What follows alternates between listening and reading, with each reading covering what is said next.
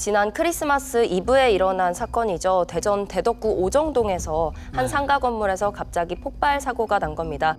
크리스마스 이브였던 어젯밤에는 대전 오정동에서 식당 폭발 사고로 12명이 다쳐 병원으로 옮겨졌습니다. 강력한 폭발 충격에 온 마을이 쑥대밭으로 변했습니다.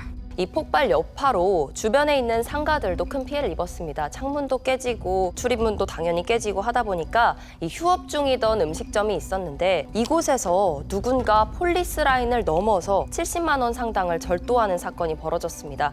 범인들은 이곳에서 밥솥이랑 기타 그리고 맥주 15병을 훔쳐서 달아났습니다.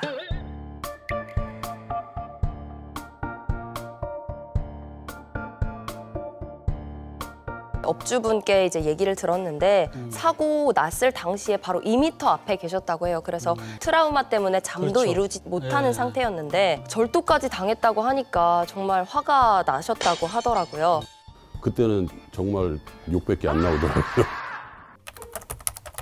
경찰이 CCTV를 분석해서 범인을 곧바로 잡았습니다. 잡았더니 200m 근처에 사는 40대 외국인 남성 2명이었습니다. 이들은 불법 체류를 하면서 인근에서 공사 일을 하고 있었다고는 하는데요. 피해 업주가 사실 얼굴을 아는 사람이었다고 합니다.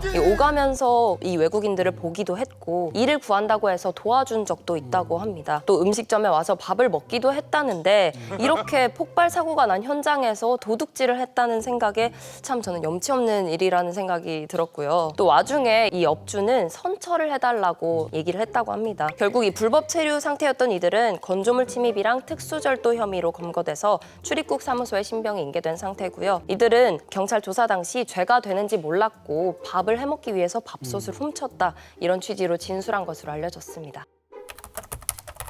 폴리스 라인은 경찰이 시위 현장에서 통제를 할 때 설치를 하기도 하고요. 또 사건 현장에서 현장 보존을 하기 위해서 출입을 통제하는 선이라서 경찰 통제선으로 불립니다. 이렇게 사건 현장에다가 설치를 한 이후에 추가 범죄를 밝히고 또 현장 보존을 하기 위해서 설치를 하는 건데 만약에 이 폴리스 라인을 무단으로 침입할 경우에는 현장의 증거가 망가질 수 있어서 수사에 방해를 받을 수 있습니다. 그래서 일반인들을 통제하기 위해서 설치를 한 거고요. 만약에 무단 침범을 할 경우에 사유지의 경우에는 건조물 침입죄가 적용돼서 3년 이하의 징역이나 500만 원 이하의 벌금 대상이고요. 집회 및 시위 현장에서 사용되는 이 폴리스 라인은 질서 유지선으로 불리는데 시위자가 집회나 행진을 할 때 침범을 하면 안 되는 공간을 표시하기 위해서 설치를 합니다. 만약에 이곳을 침범해서 시위를 하거나 고의로 손괴를 하거나 은닉할 경우에는 6개월 이하의 징역이나 50만 원 이하의 벌금 대상이고요.